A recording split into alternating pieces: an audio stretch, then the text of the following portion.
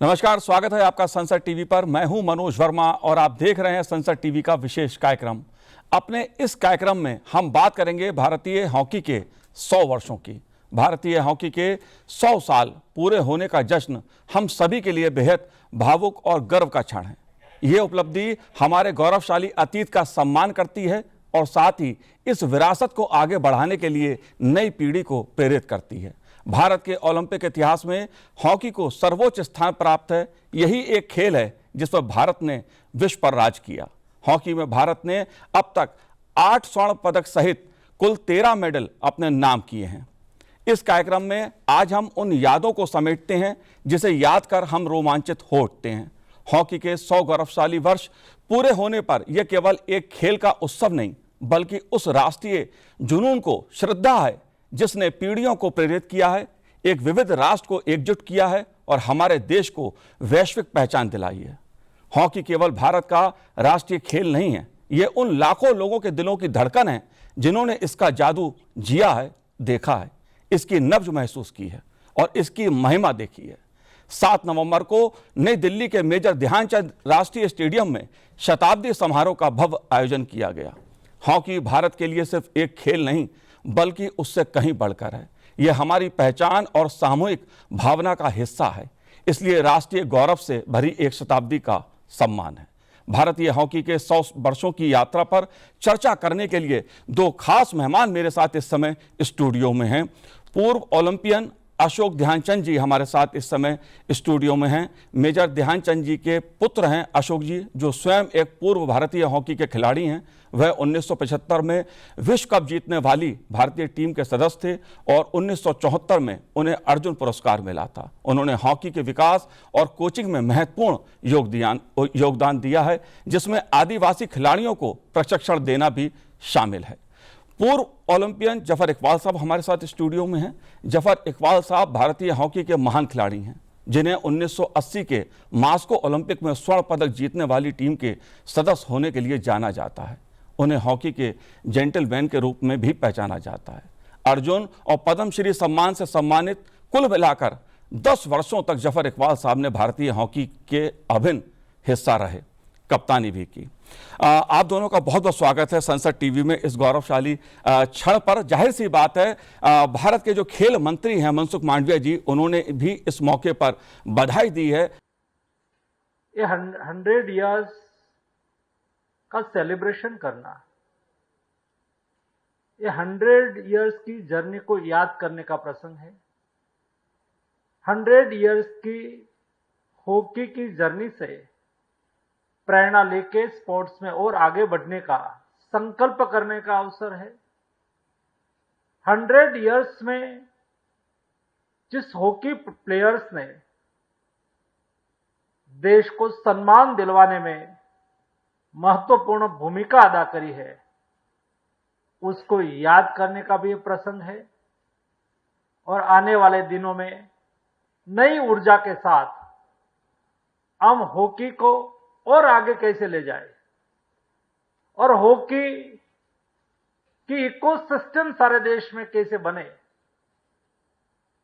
Hockey state के सभी district और सभी ब्लॉक तक कैसे पहुंचे, उसके लिए संकल्प करने का अवसर है। जाहिर सी बात है, एक शताब्दी का सम्मान है।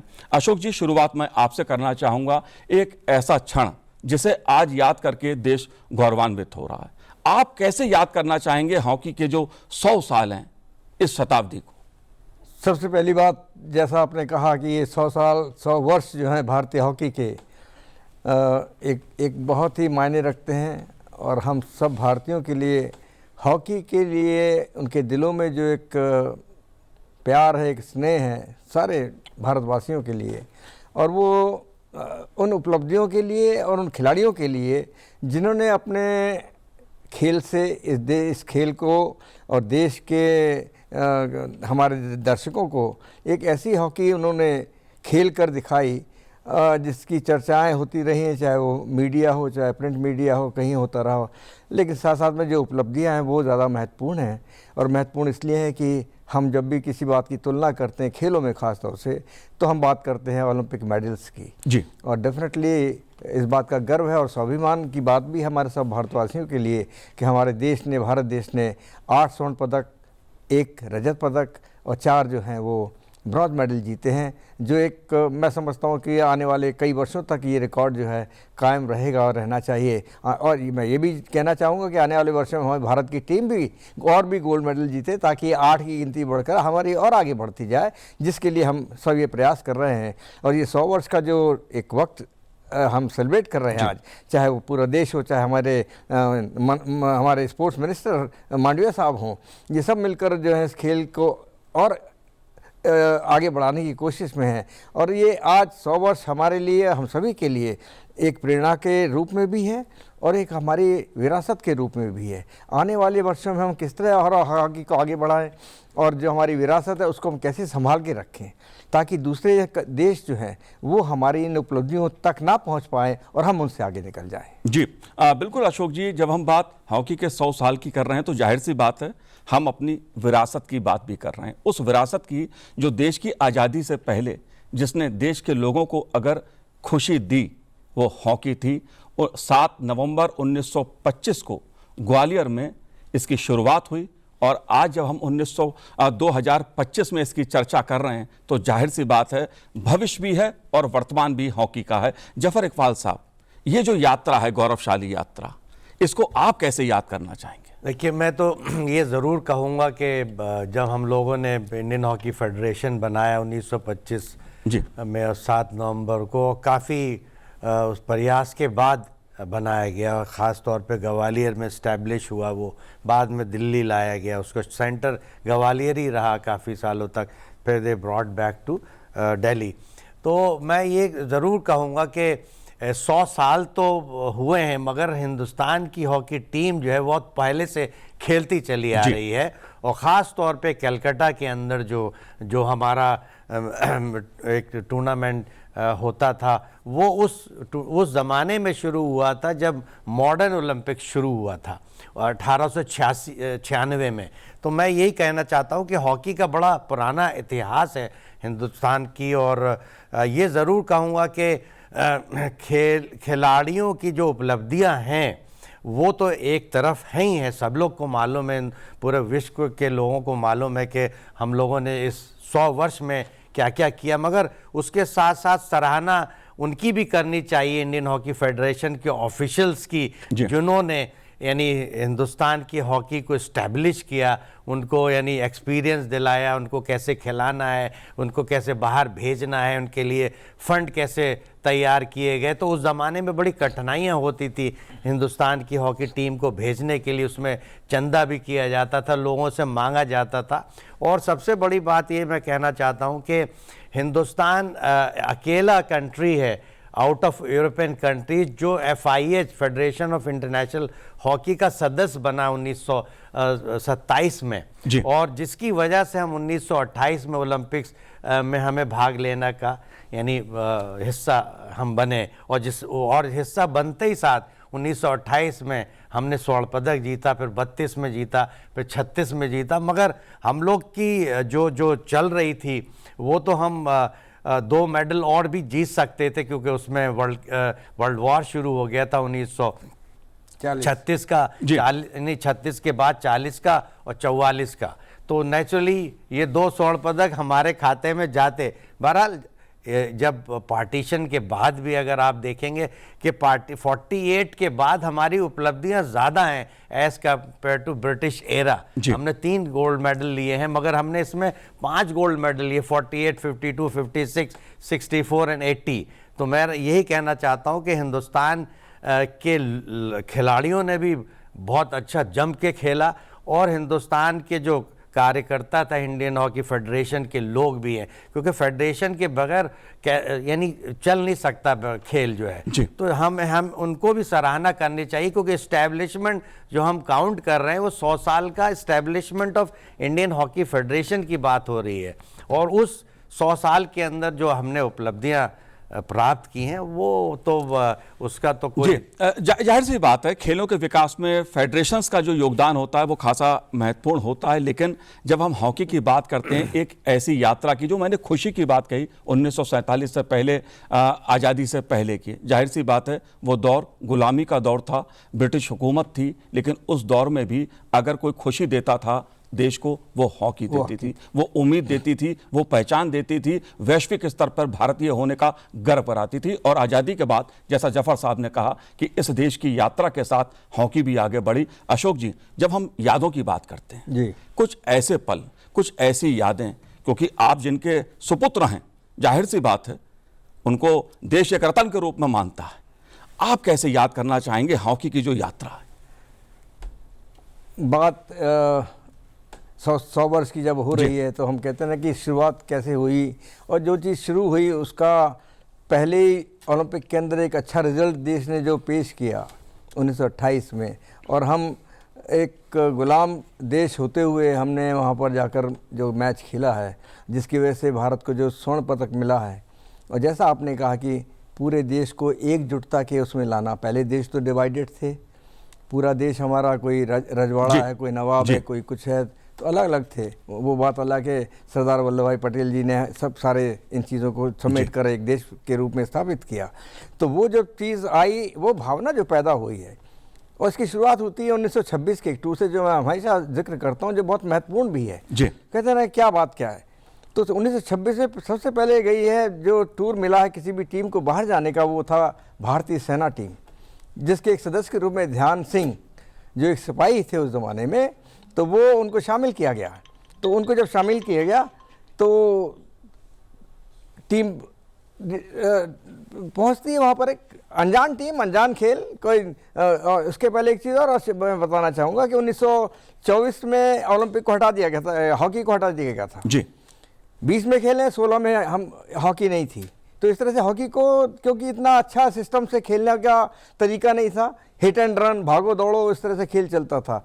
लेकिन जब भारतीय सेना ने न्यूजीलैंड में जाकर जो 21 मैच खेले हैं, और आज भी अगर आप मानेंगे, और मैं तो इस बात में बहुत मैंने विचार किया और इस जानकारी भी हासिल करी कि एक एक मैच में न्यूजीलैंड में वहाँ 18,000 तक की पब्लिक उस ज़माने में देखने आई है, जिनकी जनसंख्या भी बहुत कम थी जी।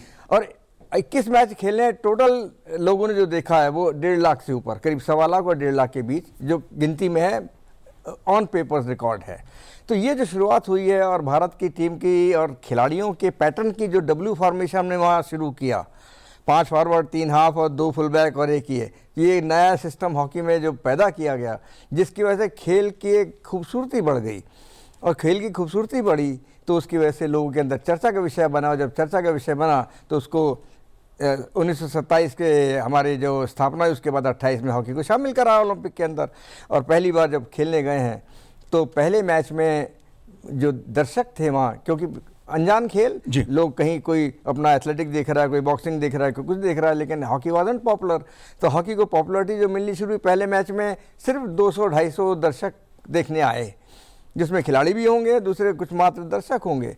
लेकिन जो पेपर की ब्लैक एंड वाइट कटिंग आती है और लिखते हैं कि जब भारतीय टीम ने खेलना शुरू किया, और उसमें उनके फॉरवर्ड लाइन ने और जो कॉम्बिनेशन, कोऑर्डिनेशन और फिजिकल फिटनेस जो उन्होंने दिखाई, जिसकी वजह से आने वाले वक्त में वहाँ के जो स्पेक्टेटर्स थे उन्होंने अपने कार के व्हील हॉकी ग्राउंड की तरफ मोड़ दिए।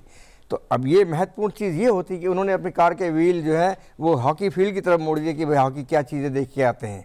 तो वो चीज़ बढ़ती चली गई, और उसमें हॉकी ने जो रुतबा स्थापित किया, और ये रुतबा ही होता है कि अगर हम उसमें गए होते और खेले होते और हार गए होते तो शायद हॉकी की स्थिति दूसरी होती।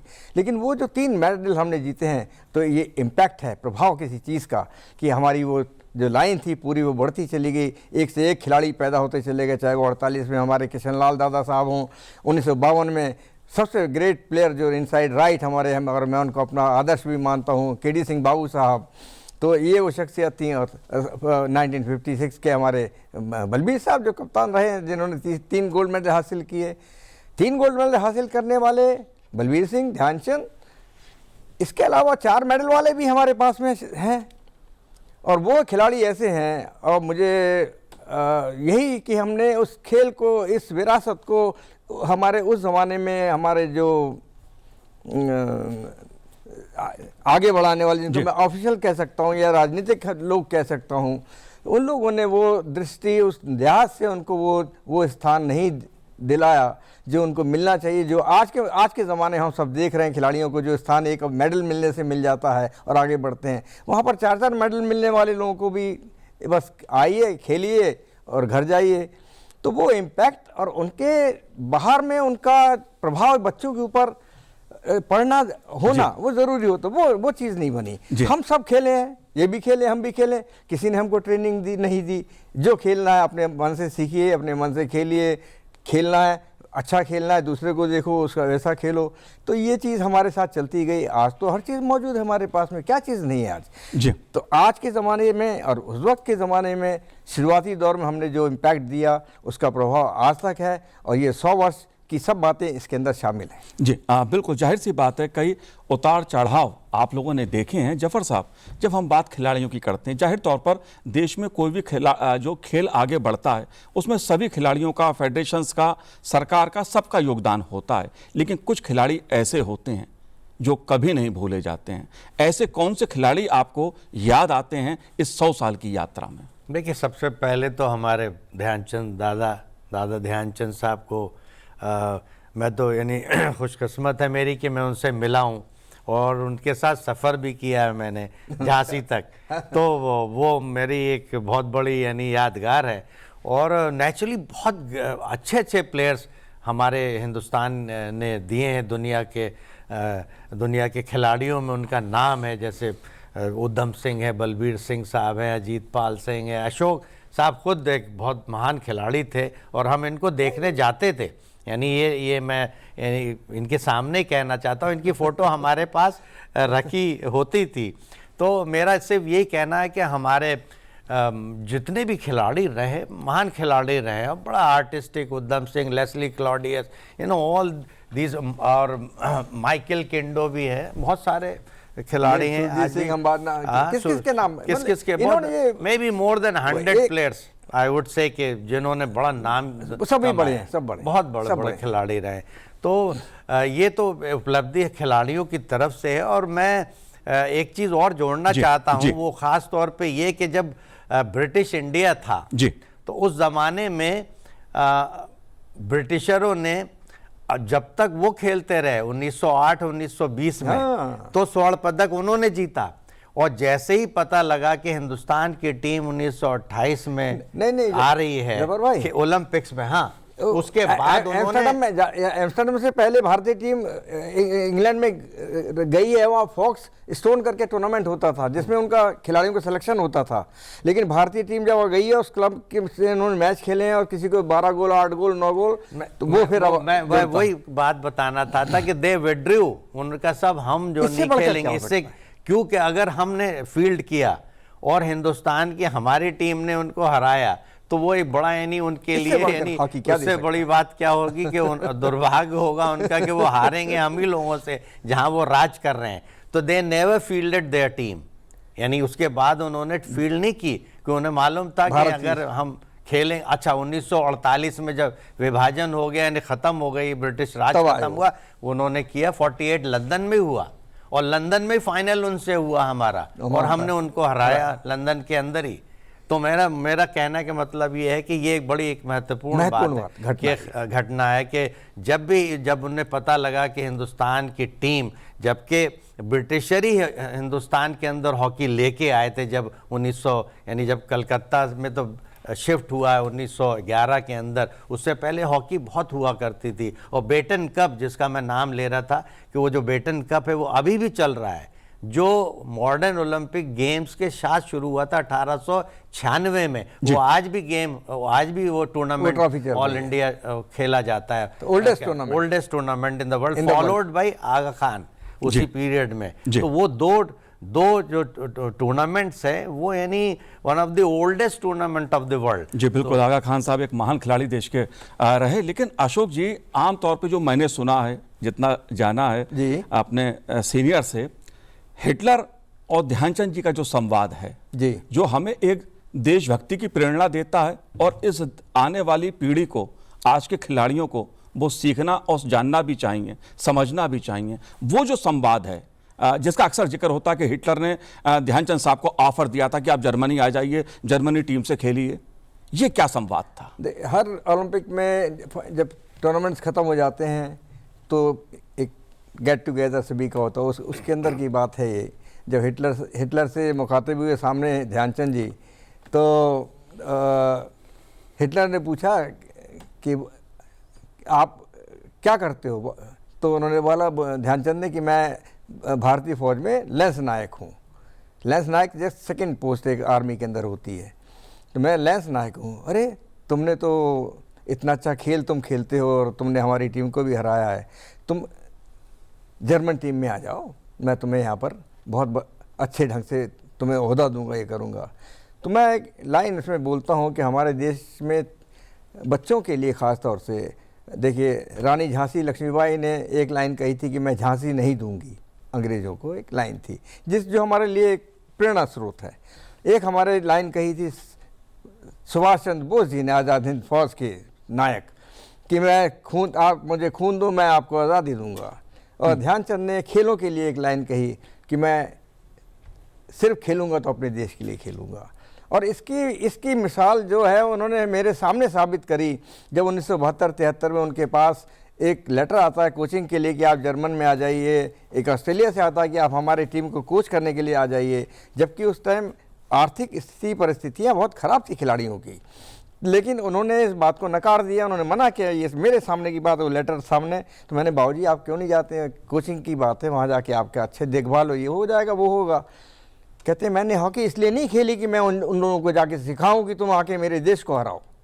तो ये इससे बढ़कर बात मैं नहीं समझता कि जो मैंने महसूस करी है उस शख्स के लिए, जो इसका एक प्रेरणा स्रोत हॉकी का, जिसको हम सब मानते हैं, इसलिए नहीं कि मैं उनके परिवार का सदस्य हूँ, लेकिन शायद वो ऐसी शख्सियत थी जिनकी मिसालें हर शख्स जो उनके साथ में जुड़ा, जो नहीं भी जुड़ा है, वो उनको देता रहता है कि ध्यानचंद जैसा प्लेयर इस देश में बहुत ऊंचा गया। जफर साहब, हिटलर और ध्यानचंद जी के संवाद का जिक्र मैंने इसलिए किया क्योंकि आज का जब हम खेल देखते हैं और पहले के जब हम ये किस्से सुनते हैं, खिलाड़ी किस जुनून के साथ खेलते थे, अपने देश के लिए खेलते थे, अपने मिट्टी के लिए खेलते थे, ये जो बदलाव एक आया है, इसको आप कैसे देख रहे हैं? क्या बदलाव आया? नहीं, मेरे ख्याल में खिलाड़ी तो अपने देश के लिए खेलता है। ये तो चाहे देखिए हमारे ज़माने में तो पैसा नहीं था जी। आजकल जो खेलते हैं वो दोनों काम के लिए खेलते हैं, कमाने के लिए भी खेलते हैं, अपने देश के लिए भी खेलते हैं। ये ऐड ऑन हो गया है। ये तो मैं यही कहना चाहता हूँ कि जब खिलाड़ी अपने देश के लिए खेलता फिर वो अपने देश ही के लिए खेलता, वो किसी से यानी उसमें कोई भी समझौता नहीं हो सकता। ये मैं, जैसे आप स्कूल के बच्चों में भी अगर इंटर क्लास मैच होता है जिसके अंदर वही एक क्षमता होती है जीतने की और प्लानिंग होती है जैसे ओलंपिक्स में होता है, तो मेरे ख्याल में ये इसमें खिलाड़ियों के अंदर कमी नहीं होती कभी भी। अगर वो अपने देश के लिए खेलता तो जी जान के साथ खेलता। और मैं समझता हूँ कि ये ज़रूर है कि जैसे दादा ध्यानचंद साहब नहीं गए उस ज़माने में, और उनकी सोच ये थी कि अगर हम इनको सिखाएंगे या जो भी होगा, उनकी ये भावना थी अपने देश के लिए, तो वो थोड़ा सा साइकोलॉजिकली चेंज तो हुआ है कि जहाँ पे अब फैसिलिटीज़ बहुत सारे, अब जैसे स्टूडेंट यहाँ पढ़ते हैं सब IIT में और जगहों पे, और बाहर चले जाते हैं, वो वहाँ काम करते हैं because facilities are more there. तो उसमें तो थोड़ा सा बदलाव है, मगर अभी भी भावनाओं में कमी नहीं है खिलाड़ियों के। जब वो खेलते हैं तो अपने देश के लिए जी जान लगा देते हैं। यानी ये नहीं हो सकता कि वो जाते हैं तो किसी और वजह से जाते हैं, ये नहीं हो सकता। It is impossible. बिल्कुल ठीक है। ये जो चाहे उस ज़माने में 1928 से लीजिए और अभी तक वो खिलाड़ियों में उस चीज़ की कमी नहीं होगी। अगर भाई भी सामने खेल रहा होगा तो हम उसको हराने की कोशिश करेंगे। भाई कोई भी हो, मैं कहता हूँ भाई के खिलाफ खेलेगा, वो उसको एक दूसरे को हराने की कोशिश करेगा। ये चीज हम लोग के अंदर है, वो कभी नहीं जा सकती। तो मेरा सिर्फ ये है कि ये खेल ये सिखाता है हमको, यानी बहुत सारी चीजें सिखाता तो है ये कि कैसे डिसिप्लिन है, कैसे आप देश के लिए लड़ेंगे, अपने यानी परिवार के लिए लड़ेंगे, यानी और फिर फ्रेंडशिप भी है उसके अंदर, ऐसा भी नहीं है कि भाईचारा तो है ही। भाईचारा तो है ही है। आप देखेंगे खेल के अंदर वो भावना होती है कि अगर आप टीम जीते हैं आप, तो वो आप हमें भी मुबारकबाद देने आते हैं कि भाई आप बहुत अच्छा खेले मगर आप हार हाँ, गए। एक- और एक ही हम जगह ये है, वो एक कहते ही हैं जगह है, आपसे, वो है हम खेल। ये कहते हैं वो आपसे खेल। कि भाई देखिए आप अच्छा खेले, हाँ, बिल्कुल। कॉन्ग्रेचुलेशन। हम क्वालिटी की सराहना तो करते खेल जी की एक अशोक जी, मैं इसलिए समझना इस बात को चाहता हूं क्योंकि आप लोग जिस दौर में खेले या आपसे पहले कि जो खिलाड़ी और खेल रहे, पैसा नहीं था, पता नहीं पुरस्कार कितने मिलते थे कितने नहीं मिलते थे, लोगों की तालियां भरपूर मिलती थी। तालियां आज भी मिलती हैं, मैं इस बात से सहमत हूं कि देश के लिए ही खिलाड़ी खेलता है, लेकिन एक बदलाव जो आप महसूस कर रहे हो वो क्या बदलाव है खासतौर से हॉकी में? देखिए, हम कहते हैं ना कि सामाजिक परिस्थितियां बदलती हैं जी, और हर 15-20 साल के अंदर कुछ ना कुछ बदलाव समाज के अंदर आने शुरू होते हैं। और जो चीज़ हमने अपने ज़माने में देखी या महसूस की, तो मेरे सामने अगर आप बात करेंगे और पूछेंगे तो मैं बताऊंगा कि मेरे सामने सिर्फ एक ही उद्देश्य था, वो था हॉकी खेलना, जिसको हमारे परिवार वालों ने रोका भी। मेरे बाबूजी ने रोका कि हॉकी मत खेलो, क्योंकि वो तो एक सेना के छोटे से पद से बढ़कर मेजर के पद तक जिसको आर्मी ने उनको ओहदा दिया, और वो खिलाड़ी से हॉकी जादूगर बने, ध्यान सिंह से ध्यानचंद बने, तो उनको तो एक बहुत बड़ी उपलब्धि हासिल हो गई हॉकी से। लेकिन वो नहीं चाहते थे कि उनके बच्चे, जो एक अनजान रास्ता हॉकी का है, ये तो ज़रूरी नहीं था कि मैं भी इंडिया खेलता, अगर बीच में कहीं भटक जाता, नहीं खेल पाता, तो मेरा भविष्य क्या होता। हॉकी कोई कैरियर नहीं था, खेल कोई कैरियर नहीं था, हुआ करता था कोई भी, इसके बावजूद भी लोग खेलते थे। और मैं भी उसमें एक छोटी सी बात आपको बताना चाहूँगा कि मैं कोटा में मैंने बीकॉम करने के लिए मैं गया था। मेरा बीकॉम का एग्ज़ामिनेशन कोटा में होना फाइनल ईयर का, और ये फरवरी की बात है, और मेरे सामने 1 महीने बाद मेरा एग्ज़ाम, जिसमें मेरा कैरियर बनता या मैं कहीं भी नौकरी करने लायक हो जाता। इसी दौरान मुझे एक लेटर मिलता है मोहन बागान क्लब कलकत्ता से कि आपको हम लीग में आज शामिल करना चाहते हैं। प्रोफेशनल लीग वहाँ हुआ करता था, आज भी होता है। तो हम उस लीग में आपको खिलाना चाहते हैं और आप हमारे क्लब को ज्वाइन कीजिए, इस तारीख से को पहुँचना है आपने। मेरे सामने एक तो कि मैं कलकत्ता में खेलूँगा, दूसरा मेरे सामने खिलाड़ी जिसको मैंने अपना एक आइडियल प्लेयर माना ज़िंदगी में, इसको देखा नहीं था, सिर्फ सुना था, श्री इनामुर रहमान। एक ऐसे क्लासिक प्लेयर जो 2 बॉलों के साथ ड्रिबलिंग करते थे और जिनकी बॉल के साथ कंट्रोल या खेलने का अंदाज और खेलने का तरीका बेमिसाल, और वो लेफ्टिनेंट खेलते थे। वो मोहन बागान क्लब से लेफ्टिनेंट खेल रहे उस क्लब में थे। तो मेरे को एक ये हो गया कि मैं अपने उस आइडियल प्लेयर से, और 64 में मैं एक ऐसी मैच सुन रहा था, हमारा जो टोक्यो ओलंपिक चल रहा था जिसमें भारत ने विजय हासिल की थी, और 1 गोल से हमने पेनल्टी स्ट्रोक में अपने महेंद्र लाल जी ने गोल किया था। और उसके पहले लोग कमेंटेटर ओलंपियन महेंद्र लाल, ओलंपियन गुरबख्श सिंह, ओलंपियन हरविंदर जी, और ओलंपियन, ये तो ओलंपियन शब्द मेरे को स्ट्राइक करा, और वो स्ट्राइक की वजह से मैंने डिसाइड किया कि मुझे भी ओलंपियन बनना है।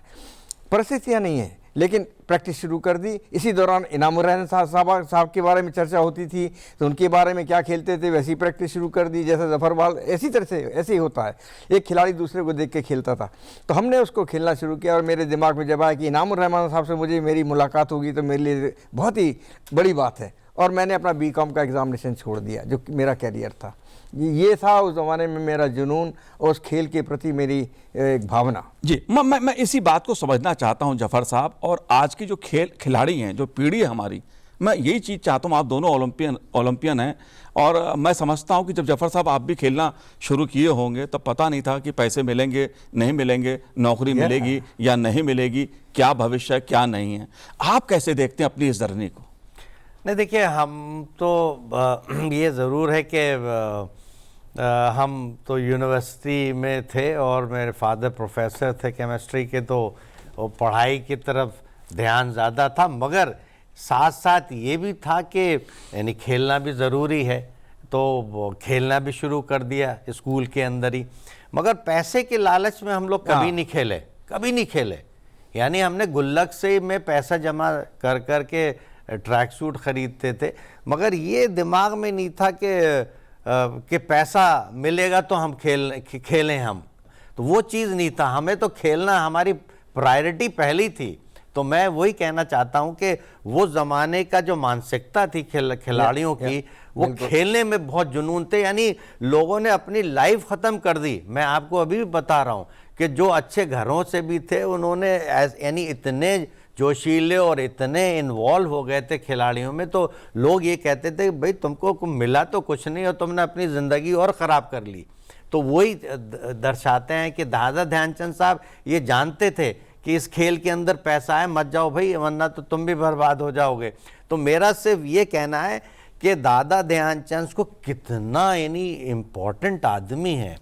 और मुझे अभी भी याद है कि दादा ध्यानचंद साहब के लिए एक मैच हुआ बेनिफिट ये शिवाजी स्टेडियम के अंदर, उसके अंदर जो हुआ चंदा जमा वो 11,380 रुपये जमा हुए थे। उस ज़माने की बात बता रहा हूँ मैं, यानी it was not a big amount, मगर वो उतने ही अमाउंट बहुत बड़ी अमाउंट थी उनके लिए। तो वो जमा किया गया फिर उनको दिया गया। तो हम अगर वो कंपैरिजन करते तो अजीब सा लगता है कि दादा ध्यानचंद आज हिंदुस्तान के अंदर जितनी उनके नाम को जाना जाता, उनके नाम से स्टेडियम्स हैं 10 जगह और कोई उनका नाम भूलता भी नहीं है, मगर उनकी स्थिति ऐसी रही तो बहुत सारे जो हमारे जो इन फाइनेंशियल इम्पैक्ट जो पड़ा, जो देना चाहिए, जैसा मैंने कहा, जो सरकारों को या हमारी फेडरेशंस को इम्पैक्ट देना चाहिए था, वो देने में नाकामयाब रहे। तो कल मैं ये भी कहना चाहता हूँ भाई साहब कि जब हम लोग 80 में जीते ओलंपिक स्वर्ण पदक, तो हमारे पास एक इनलाइन लेटर आया, तो उसमें ये लिखा था एटलस की तरफ से आया। तो वो एटलस में एक साइकिल थी, सुनिए आप, तो हम वो साइकिल लेने चले गए अलीगढ़ के रेलवे रोड मार्केट में। तो उसमें हमने अपना नौकर जो था उससे कहा कि भाई चलिए ज़रा मेरे साथ, और तुम जो मेरे साथ तुम चलाना, हम लेके आ जाएंगे। जब हमने उनको इनलाइन लेटर दिया कि हाँ साहब बिल्कुल आपको साइकिल उन्होंने तैयार कर दी, तो हमने कहा अरे कैरियर कहाँ है, तो कह रहे साहब कैरियर लिखा नहीं है इसमें देने का। तो वो हम जब लौटे तो मैंने कहा यार तुम जो रिक्शे से आ जाए ना, मैं साइकिल चला के जा रहा हूँ। लेकिन दैट वाज अ बिग क्या बोलते हैं कि इंसेंटिव रहता है कि साइकिल एक मिली हमें। अगर कोई ये कह दे तो लोग आजकल के जो खिलाड़ी हैं, चाहे हॉकी के ही हों या क्रिकेट का, तो खैर कोई बात ही नहीं है, तो वो समझेंगे यार किस टाइप का ज़माना था, मगर हम उसी में खुश थे। यानी अगर आप ये सोचे कि खुशी का इजहार, तो वो यही बहुत थी कि हमें साइकिल मिल गई। तो और खेलने में हम लोग प्रोफेशनल थे, 6 घंटे 7 घंटे से कम खेलते नहीं थे और पढ़ाई भी करते थे। तो मेरा मतलब ये था कि we never played for the money, we played for the colour, we played for the country. ये हमारा मेन फोकस था कि यार ये नीली जर्सी कैसे मिलेगी हमें, यानी कोट कैसे हमें जिसमें इंडिया लिखा होगा, जिससे कि लोग हमें जानेंगे।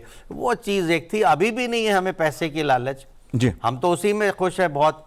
हमें अगर 50 करोड़ देंगे हम करेंगे क्या, यानी हम तो और बर्बाद हो जाएंगे। मेरा मतलब ये है। जाहिर सी बात है अशोक जी, जब ये कोट पहन के आज आए हुए हैं उस पर इंडिया लिखा है, तो मैं बार बार उस इंडिया को देख रहा हूं जिसके लिए एक खिलाड़ी जीता है, खेल के मैदान पर अपना खून पसीना बहाता है, उस इंडिया के लिए कि मेरे इस पे इंडिया लिखा हो।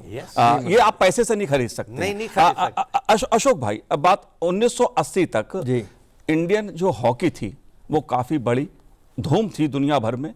1980 के बाद ऐसा क्या हुआ कि हॉकी का जो दर्जा था, जो रुतबा था, वो धीरे धीरे धीरे धीरे कम होता गया? नहीं, वो 76 से शुरू हो गया था। अच्छा, 1976।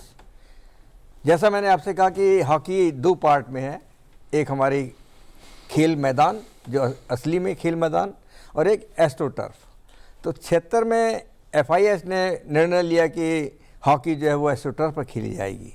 अब भारतीय टीम उस पर खेलने की आदी थी जो नेचुरल ग्रास है जी, और हमारे पास एस्ट्रोटर्फ कहीं भी नहीं था कि हम उस पर प्रैक्टिस कर सकें। ये पटियाला की बात है। पटियाला में हमारा कैंप ओलंपिक का लगा था, और उस कैंप के अंदर हमारे जो उस टाइम के समझदार हमारे अधिकारीगण थे जो हमको आगे बढ़ के हेल्प करते थे, उन्होंने डिसाइड किया कि मैदान को हम पहले छील देते हैं सारी घास, और इसके ऊपर गोबर का लेप हम लगाते हैं, और इस गोबर के लेप को हम ये समझेंगे कि ये एस्ट्रोटर्फ है।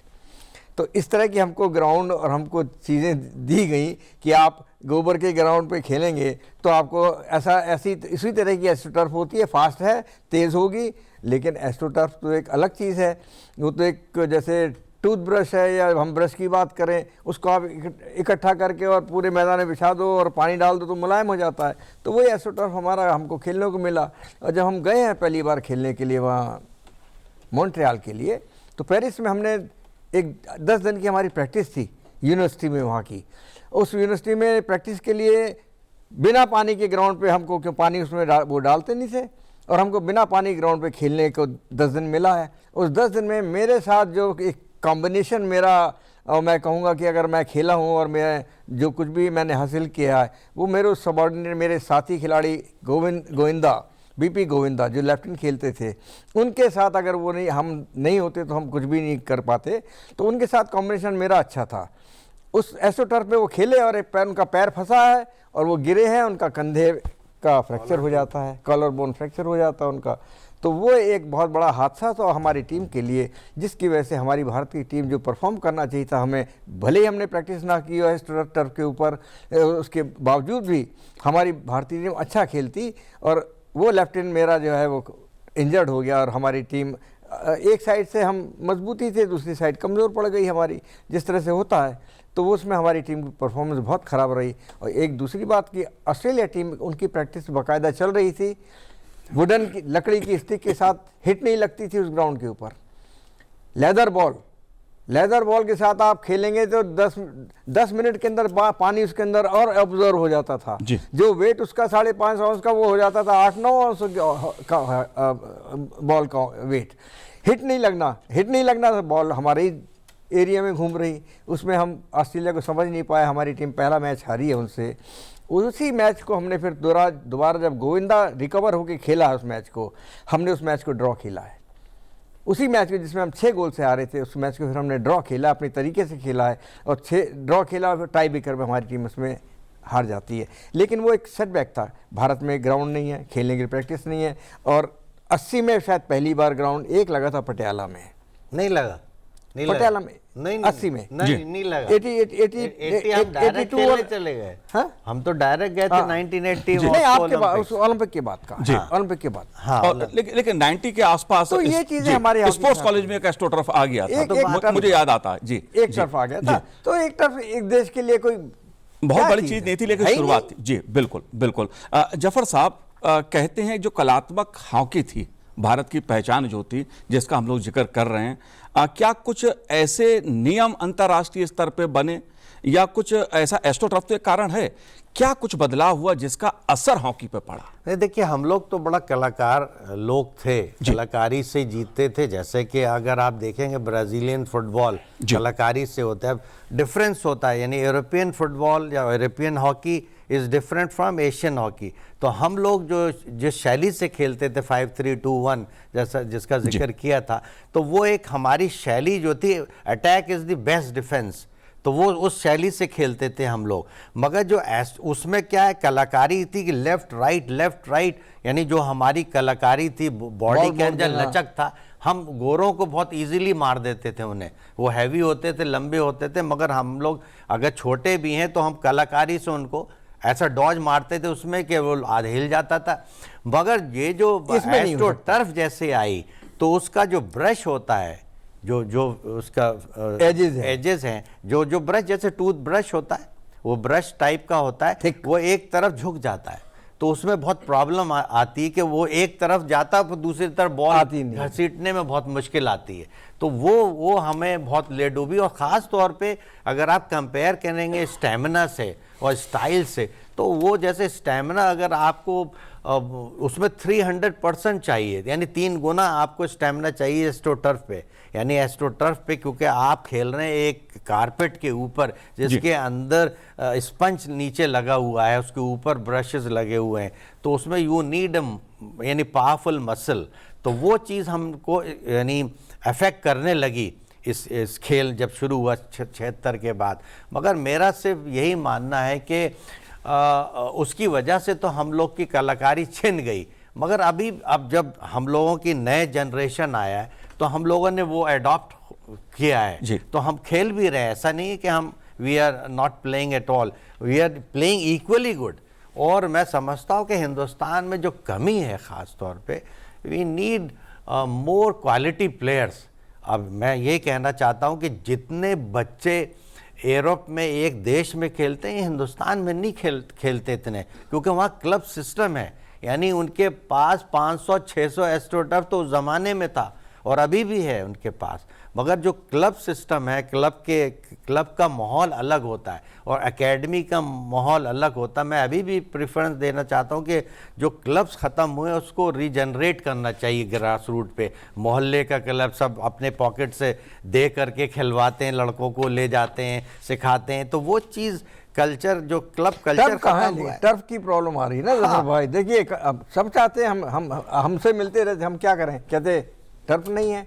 अब मैं अपने बच्चे को भी अपने नहीं ले जा पाता हूँ। 15 किलोमीटर 20 किलोमीटर स्कूल के बाद ले आना और वापस लाना मुनासिब हो ही नहीं सकता। तो ये सब ये चीज़ें कमी है। ये बात तो ये बात मैं कमी मानता हूँ, मगर हमारे जो लड़के, जो यंग जनरेशन है, वो इसलिए भी नहीं खेल रहे कि इस खेल के अंदर फाइनेंशियल असिस्टेंस नहीं है, सपोर्ट नहीं है।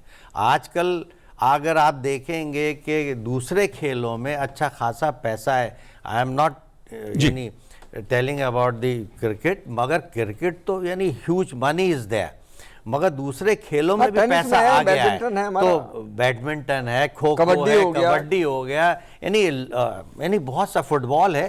तो सब ये जो खेल का जो दौर चला, जो प्रोफेशनल और जो प्रोफेशनल खेल हो रहा है हमारे पे, लीग जो हो रहा है, प्रोफेशनल लीग, वो बहुत खेलों के अंदर आ चुका है, जिसकी वजह से जो यंग जनरेशन है, दे आर डाइवर्टिंग देमसेल्फ, उस साइड में जा रहे हैं जहाँ पे उनको ज़्यादा पैसा मिलता है। अब हॉकी के अंदर जो है, हमारे यहाँ भी लीग हो रहा है, हमारे यहाँ भी वर्ल्ड क्लास प्लेयर्स आ रहे हैं, खेल रहे हैं, पैसा भी मिलता है। दो महीने में 50-60 लाख भी कमाता है, 10 लाख भी कमाता है, जैसे वो बिकता है वो कमाता। Money is there, but still हमें बहुत अच्छे लड़के और चाहिए जो क्लब सिस्टम के थ्रू हमारे पास आते थे। और इसको जैसा कि सरकार, मैं अभी भी कहना चाहता हूँ कि सरकार ने इतना यानी जोर लगाया है कि जो फिट इंडिया, खेलो इंडिया के प्रोग्राम में, जिसकी वजह से आज इतना यानी खेलों की इम्पोर्टेंस बढ़ गई है कि हर जगह खेल हो रहा है और खेल की भावना बढ़ गई है। लोगों के अंदर जागरूकता है कि हाँ भाई खेला जाए, खेलने से देश का भी नाम होगा, अपना भी नाम होगा, पैसे भी मिलेंगे, कैरियर बन रहा है। तो हम अब ये चाहते हैं कि हमारा हिंदुस्तान जो है वो स्पोर्टिंग नेशन बने। हम लोग 2036 ओलंपिक्स की तैयारी कर रहे हैं, 2030 में हम कॉमनवेल्थ गेम्स करना चाह रहे हैं।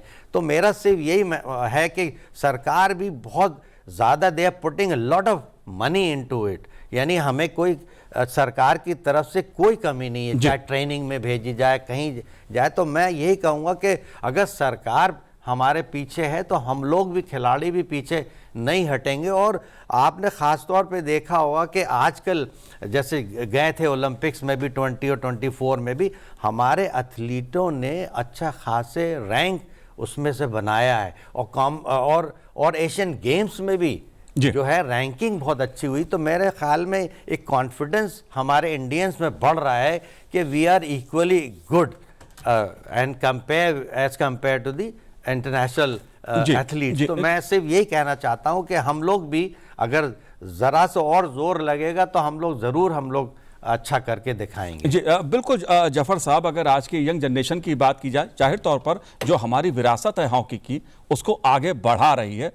जैसा आपने कहा कि प्रधानमंत्री नरेंद्र मोदी जी, बात उनकी सरकार, बात चाहे खेलो इंडिया की मैं करूं या ओलंपिक 2036 में कराने का जो लक्ष्य रखा है, या कॉमनवेल्थ खेल की बात है, तमाम तरह की जो स्पोर्ट्स संबंधी संसाधन है, बुनियादी ढांचा है खेल का, उसको बढ़ावा दे रही है देश में, ताकि खिलाड़ियों को अच्छी से अच्छी सुविधाएं मिलें। बात आपने पैसे की, बात लौट के उसी पे आती है।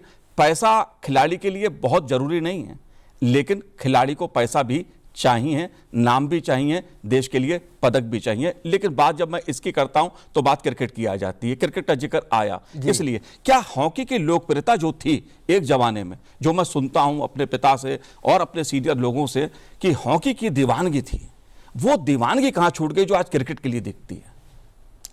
उसकी दीवानी और क्यों दिखती है? वही मैं आपसे जी। पहले भी कहा मैंने कि हमारा वो जो क्लब सिस्टम, हमारे छोटे छोटे जो कस्बे, शहर, तहसीलें और शहर, और उनमें क्लब का खेलना, उसमें किसी उस्ताद का खड़े होकर बच्चों को साथ में ट्रेनिंग देना, वो उस क्लब की वजह से सब बंद हो गया है। मेन चीज़ है कि उनके पास ग्राउंड नहीं है। घासी ग्राउंड पे प्रैक्टिस करने के बाद बच्चे को आप ट्रांसफ़र करते हैं टर्फ के ऊपर, तो उसकी आधी क्वालिटी जो है डिस्ट्रॉय हो जाती, ख़त्म हो जाती है। तो स्कूलों में हमको सबसे पहले अगर और हॉकी को आगे बढ़ाना है, आज भी हॉकी बढ़ रही है और आगे बढ़ेगी, लेकिन और ज़्यादा जिस तरीके से हम चाहते हैं, और भारत ने जो परफॉर्म किया 100 सालों के अंदर, और हम वो स्वर्ण युग चाहते हैं, तो हमको स्कूलों के अंदर इसके इस्टेब्लिशमेंट की ज़रूरत है, एस्ट्रोटर्फ की, कि उस बच्चे को वहाँ से शौक़ पैदा हो कि मुझे हॉकी खेलनी है। जब सामने टर्फ होगी तो बच्चा हॉकी खेलेगा। अगर सिंथेटिक ट्रैक पड़ा हुआ है ग्राउंड में तो दौड़ना शुरू कर देगा। बैडमिंटन का कोर्ट लगा तो वो बैडमिंटन खेलना शुरू कर देगा। तो जो चीज़ उसके सामने नज़र आती है बच्चे के लिए, उसके लिए वो चीज़ प्राइम बन जाती है और वो खेलने में महारत हासिल करता है, उसका शौक़ बनता है। और जब शौक़ बनता है तो बड़े होकर भी हॉकी को खेलना पसंद करेगा, और जब हॉकी खेलेगा तो डेफिनेटली ये सब चीज़ें अपने आप से बढ़ती है। इन बॉन्ड क्वालिटी भी है। आज हमारे साथ कोचेज़ भी हैं, बाहर के कोचेज़ भी हैं, हमारे इंडियन कोचेज़ बहुत अच्छे हैं। तो ये सब चीज़ें बढ़ती चली आएंगी। लेकिन असली बात यह है कि इसको हॉकी को बढ़ाना है, हमको उस लेवल पर लाने की, जिसमें आपने सवाल किया है कि वो स्वर्ण युग का कब आएगा। स्वर्ण युग तभी हम ला पाएंगे कि हमारे क्लब सिस्टम और बच्चों के अंदर स्कूलों में, जब हमारे स्कूल जो काबिल हैं, जो लगा सकते हैं, तो उस टर्फ को लगाने की ज़रूर उनको कोशिश करना चाहिए। इसमें सरकार को भी पहल करने की आवश्यकता है कि वो जिन स्कूलों में लगवा सके और कह सके अपने तरीके से, तो वो उन स्कूलों में ग्राउंड लगेंगी। तो ये जो सपना है हमारा 100 वर्ष के बाद का, ये सपना बिल्कुल पूरा होगा। जी, आगे का सफ़र जफर साहब आप कैसे देखते हैं? जो हमारा शताब्दी वर्ष है, जो हमारी गौरव गाथा है हॉकी की, आगे का सफ़र आप कैसे देख रहे हैं? भविष्य कैसे देख रहे हैं? नहीं, भविष्य तो मैं देखना ही कुछ चाह रहा हूँ कि इसमें जैसा कि प्रोफेशनल लीग भी हो रहा है हिंदुस्तान के अंदर हॉकी का, तो जैसे फाइनेंशियल असिस्टेंस बढ़ेगी, ये देखिए हमारा जो खेल है वो बहुत कमर्शलाइज्ड नहीं हुआ है एज़ कम्पेयर टू क्रिकेट। अगर आप देखेंगे तो क्रिकेट जो है पूरा कमर्शलाइज्ड गेम हो गया है। जो दोज हुआ putting, they are gaining a lot of money. हमारे यहाँ रिवर्स में जो पुटिंग है वो जा रहा है एक तरफ, आ नहीं रहा है। तो मैं समझता हूँ कि इस खेलों के अंदर पैसा आने की भी आवश्यकता है। ज़माना चेंज हो गया है। यंग बच्चे जो हैं वो देखते हैं कि किसके पास क्या है। हम उसी जिस पेड़ के अंदर और पेड़ पे फल लगा रहता है, उसी पेड़ पे लोग चढ़ते हैं तोड़ने के लिए। तो मैं ज़रूर कहूँगा कि इस बात का अब ख्याल रखना चाहिए कि वो ज़माना अब नहीं रहा, और हम लोगों को भी फाइनेंशियल असेस, एक कैरियर, अगर आप स्पोर्ट्स को एज ए कैरियर समझेंगे और कैरियर बनाएंगे तो ज़रूर हिंदुस्तान के अंदर खेलों का बहुत बड़ा यानी गढ़ बन जाएगा, और हिंदुस्तान की टीम भी यानी दुनिया के अंदर छाएगी। जी, वो जफर भाई, इसमें यह है कि देखिए सरकार भी मेडल जीतने के बाद अच्छा खासा अमाउंट फेडरेशन भी देती है, कुछ प्राइवेट संस्थाएं भी देती हैं। तो आज खिलाड़ी को मेडल जीतने के बाद किसी चीज़ की कमी नहीं है, लेकिन बेसिक स्तर पर हमको कुछ ना कुछ करने की ज़रूरत है, जहाँ पर बच्चों को एक इंसेंटिव मिले। और उस इंसेंटिव के लिए एक नई चीज़ हमने और सरकार ने जो करी है, और मैं उसकी बहुत सराहना करता हूँ इस बात की, कि स्पोर्ट्स यूनिवर्सिटी खोल दी है हमारे उत्तर प्रदेश में। मेरठ यूनिवर्सिटी, मेरठ के पास में मेजर ध्यानचंद स्पोर्ट्स यूनिवर्सिटी, जिसके अंदर पढ़ाई जो वो सेकेंडरी है, खेलों की आपकी जो काबिलियत और उसमें आपके अचीवमेंट्स वो आपके प्राइम रहेंगे, उसमें आपको सब कुछ मिलेगा।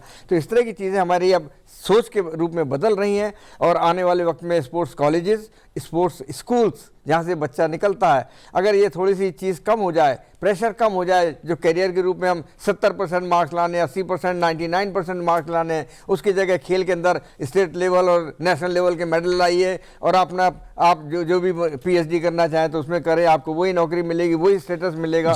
ये चीज़ें बढ़ोतरी के लिए हमारी बहुत महत्वपूर्ण हो जाती है। जी अशोक भाई, जो हॉकी की 100 साल की गौरव गाथा है, जाहिर तौर पर वो हमारी जो पीढ़ी है, आने वाली पीढ़ी जो है, जो वर्तमान है, उसको प्रेरणा देने का काम करेगी। हमारी जो हॉकी की विरासत है, जो ओलंपिक में हमने राज किया है हॉकी के जरिए, भारतीय हॉकी के जो 100 साल पूरे होने का जो जश्न हम मना रहे हैं, दरअसल ये एक भावुक और गर्व करने वाला क्षण है। ये उपलब्धि हमारे गौरवशाली अतीत का सम्मान करती है और साथ ही इस विरासत को आगे बढ़ाने के लिए नई पीढ़ी को प्रेरित करती है। अशोक जी, जफर साहब, आपने हमसे बात की इस मौके पर, बहुत बहुत शुक्रिया, बहुत बहुत धन्यवाद संसद टीवी से बात करने के लिए। बहुत बहुत शुक्रिया मनोज साहब। तो आज इस कार्यक्रम में इतना ही, मुझे दीजिए आज्ञा, नमस्कार।